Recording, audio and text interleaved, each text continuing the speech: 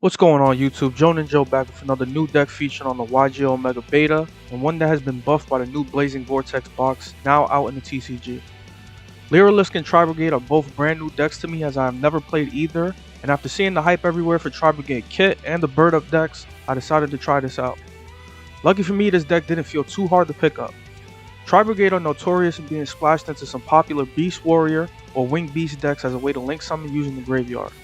Because of their unique summoning methods, they can bypass the requirements of some of these Link monsters, such as the Link 3 Samorg, Ancient Warrior Double Dragon Lords, and whatever other beast type links there are. Lyrilusc helps support this with their special summoning ability, as well as the ability to search the level 1 monster Tri-Brigade Nerval, which is very important. Tri-Brigade Fractal is the searchable target for Tenki and is the main starter for the brigade since he can discard himself to send any level 3 or lower beast to the deck. Ideally, the only options you should go for are Nerval, who can add another Tri-Brigade to the hand, or Lyrilusc Cobalt Sparrow if you have Turquoise Warbler in the hand already. Warbler has the effect to special summon a Lyrilusc from the hand or grave, and when Cobalt Sparrow is special summoned, you can search a level 1 Winged Beast, which will be Nerval, or Sapphire Swallow if you already have Nerval. If you don't have that many Lyrilusc engines set up, your Nerval Grave Search can either be a Tri-Brigade kit or Karas depending on the rest of your hand. Karas is useful in being able to special summon itself from the hand, letting you play a bit safer before committing to your normal summon.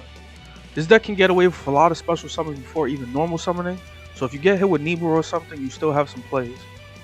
When Kit hits the grave, she gets to send any Tri-Brigade card from the deck to the grave, giving you another chance for a Nerval search, or you can send Tri-Brigade Rendezvous, the one spell I'm running that can protect one of your beast monsters by destruction once by banishing itself.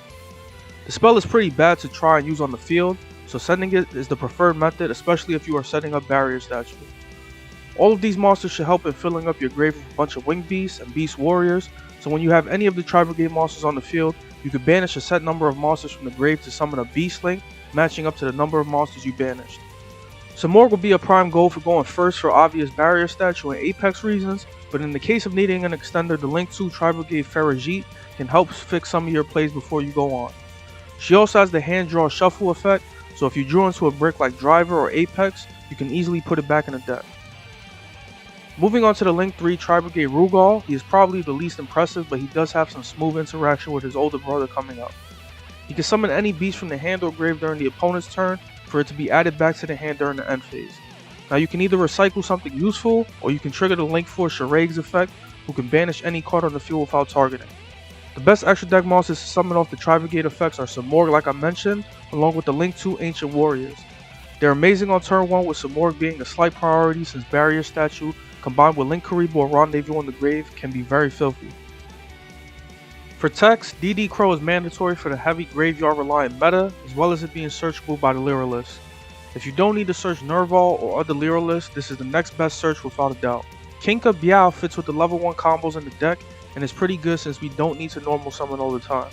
It can also trigger Sparrow, and it's also a beast type which further helps the game plan. Last but not least, I decided to try Jack in the Hand, which lets you reveal 3 level 1 monsters from the deck, and your opponent adds one to their hand while you keep one of the other 2. This card can get you rolling, but I'd highly recommend not to give them DD Crow or Nerval if you're in a mirror match. Yes, I'm saying that because I've done it. In a pinch, this deck can make a decent AA Zeus by summoning Assembled Nightingale, who can attack directly. Since going first is preferred, siding heavy for going second should be recommended. I did try to be smooth with Dark Samorg, which probably only comes up in a few matchups, but it is worth the slide if you can lock down Eldritch or a trap deck. It's probably best to be summoned from the hand though, so you can still get Apex from Samorg.